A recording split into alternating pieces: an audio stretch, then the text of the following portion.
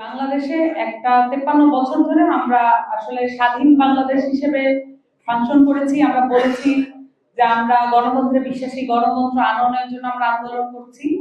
কিন্তু সত্যিকার অর্থে বাংলাদেশে যখন পিছিয়ে পড়া জনগোষ্ঠী, যাদের আমরা নাম দিয়েছি নানান ফরম্যাটে, তাদেরকে আমরা ধর্মীয় পরিচয়ও দেখেছি, জাতিগত পরিচয়ে, অঙ্গহানির পরিচয়ে, নানান পরিচয়ে আমরা পিছিয়ে পড়া জনগোষ্ঠী বলেছি। কিন্তু সত্যিকার অর্থে তারাই আসলে সংখ্যায় বড় এবং তাদেরকে বাদ দিয়ে আমরা পুরো রাষ্ট্রটা গঠন করেছি। এবং সেই জায়গা থেকে এই যে রাষ্ট্রের যে বৈধতা আসলে কতটুকু, এটা আমাদেরকে এখন আবার পুনর্বিবেচনা করতে হবে।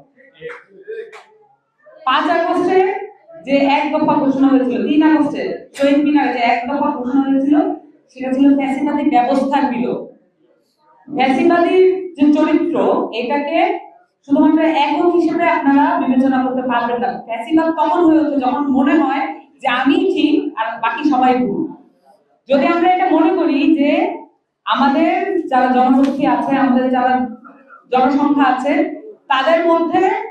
তাদের মধ্যে যারা প্রতিবন্ধী জনসংখ্যা আছে, তাদেরকে বাদ দিয়ে তাদেরকে আমরা একরকমের সাইড করে আমরা গণতন্ত্রকে কায়েম করব, এটা কোনোভাবেই সম্ভব নয়। এবং এভাবে করে পিছিয়ে পড়া জনগোষ্ঠীর যে বড় অংশটা, এটাই আসলে আমাদের জনসংখ্যার মেজরিটি। তাদেরকে আমরা বারবার বলছি পিছিয়ে পড়া, তাদের জন্য নানান এনজিও কাজ করে, তাদের জন্য নানান ধরনের সংগঠন কাজ করে, কিন্তু রাজনৈতিক দলগুলোকে দেখবেন এখান থেকে পিছপা হয়ে যাবে। এটার একটা বিশেষ কারণ আছে, কারণ আপনি তো আসলে পাওয়ার পলিটিক্সের লোক না। রাজনৈতিক দলগুলো এই মুহূর্তে মাফিয়া গোষ্ঠী এবং পাওয়ার পলিটিক্স দিয়ে পরিচালিত হয়। সেখানে যারা পিছিয়ে পড়বেন, যারা এটাকে হ্যান্ডেল করতে পারবেন না, তারা আসলে ওখানে মন্তব্য দেওয়ার কোনো সুযোগ পাবেন না। আমরা এমন একটা রাজনৈতিক দল করতে চেয়েছি, আমরা এমন একটা বাংলাদেশ করতে চেয়েছি যেখানে তার যে শারীরিক অবস্থা তার যোগ্যতার মাপকাঠি হয়ে উঠতে পারে না। আমরা ভবিষ্যতে ধরেন আমরা একটা 24 দফা প্রণয়ন করেছি। আমরা মনে করি না এই 24 দফায় আলটিমেট 24 দফা। আমরা মনে করি এখানে সংযোজন বিয়োজন উভয়ই সম্ভব। এখানে একটা অবজারভেশন আপনাদের কাছ থেকে এসেছে যে আমরা এই 24 দফায় প্রতিবন্ধী মানুষদেরকে নিয়ে কেন কথা বলি না। আমরা আসলে নাগরিক মর্যাদার জায়গা থেকে সকলকে সমান বিবেচনা করতে চাই, সেই জায়গা থেকে আমরা অনেকগুলো বিষয় এনেছি। কিন্তু আমরা এটাও উপলব্ধি করেছি, আপনাদের যে রিসেন্ট আন্দোলন যেটা শেষ হয়েছে, আবার যেটা শুরু হওয়ার মুখে আছে, সেই আন্দোলনটা থেকে আমাদের অভিজ্ঞতা যে বিশেষভাবে যদি উল্লেখ করা না হয়, তাহলে এই বিষয়গুলো সবসময় চোখের আড়ালেই থেকে যাবে।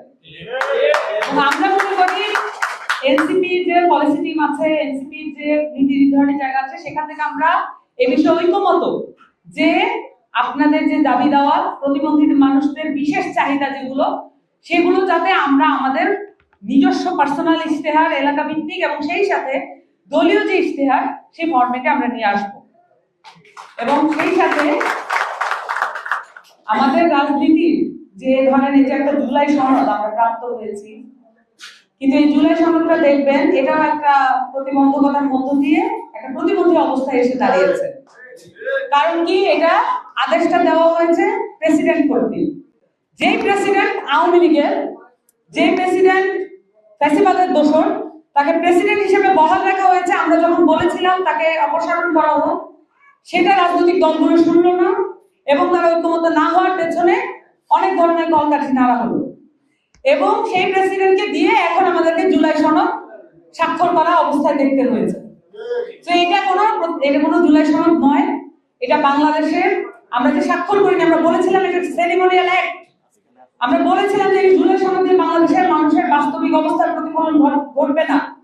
এবং আমরা সেটাই দেখলাম যে যখন প্রতিবন্ধী মানুষদেরকে ব্যতীত করে, এবং যেখানে জুলাই আগস্ট অভ্যুত্থানে অনেক মানুষ প্রতিবন্ধিত্ব বরণ করেছেন নতুন করে, এবং বিভিন্ন সময় আন্দোলনে আমরা দেখেছি নতুন করে প্রতিবন্ধিত্ব বরণ করে বাংলাদেশের একটা অংশ, বাংলাদেশের মানুষেরা, এবং তাদেরকে ব্যতীত রেখে, তাদেরকে সাইডে রেখে, চাপিয়ে রেখে, দমন করে আমরা একটা জুলাই সনদ দেখছি। আমরা এটাকে একটা প্রতিবন্ধী জুলাই সনদ বলতে চাই।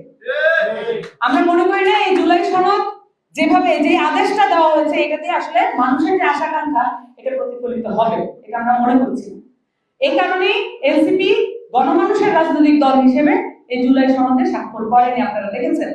আমরা এখনো মনে করি যে গণভোট সামনে আসছে এবং বাংলাদেশের মানুষের যে হ্যাঁ বলার যে আকাঙ্ক্ষা সেইটা উঠে আসবে, এবং সেইটাই হচ্ছে একমাত্র যেটা এই জুলাই সনদকে সেই বৈধতা দিতে পারে। আমরা যখন বলেছি জনতাই বৈধতা, আমরা মনে করি জনগণের যে গণভোটের মাধ্যমে উঠে আসা যে হ্যাঁ ভোট, সেটাই এই জুলাই সনদের বৈধতা হয়ে উঠবে, সবচেয়ে বড় বৈধতা হয়ে উঠবে।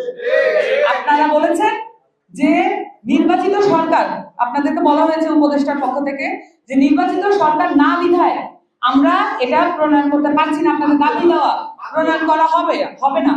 সেইখানে আমরা বলতে চাই যে আমরা এই অন্তর্বর্তীকালীন সরকারের প্রেস সচিবের মুখ থেকে একাধিকবার শুনেছি যে তারা চাইলে যে কোনো কিছু করতে পারে, কিন্তু আমরা প্রতিবন্ধীদের আন্দোলনের বেলায়, যখন গুরুত্বপূর্ণ জনগুরুত্বপূর্ণ আন্দোলনের বেলায়, শিক্ষকদের আন্দোলনের বেলায় আমরা শুনতে পাই তাদের অনেক কিছু করার ক্ষমতা নাই।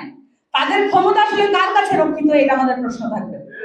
তারা বিভিন্ন ধরনের রাজনৈতিক দলে বড় বড় নেতা নেত্রীদের দিয়ে এই আন্দোলনগুলো পরিচালিত করতে চান, কিন্তু এনসিপি যখন তাদের সাথে আসে তখন তাদের শক্তি অনেক মানে বৃদ্ধি পায়, এই আন্দোলনগুলোর বৈধতা অনেক মানে বৃদ্ধি পায়। আমরা জনমানুষের রাজনৈতিক দল হিসেবে গড়ে ওঠার চেষ্টা করছি। আপনাদের এই যে আন্দোলন, এগুলো কিন্তু আমাদেরকে আসলে নানান ধরনের অভিজ্ঞতা দিচ্ছে, এবং আসলে মানুষের এবং বাংলাদেশের বাস্তবিক পরিস্থিতি কি সেটার বিষয়ে আমাদেরকে ওয়াকিবহাল এবং অভিজ্ঞতা সম্পন্ন করে তুলছে, এবং সেটার মাধ্যমে আমরা আসলে পলিসি মেকিং এ যেতে চাই। আমরা বাংলাদেশের মানুষের রাজনীতি করতে চাই, এবং প্রতিবন্ধী মানুষকে যাতে সংসদ পর্যন্ত নিয়ে যাওয়া যায় সেই রাজনীতি আমরা প্রণয়ন করতে চাই। সকলকে ধন্যবাদ। আসসালামু আলাইকুম।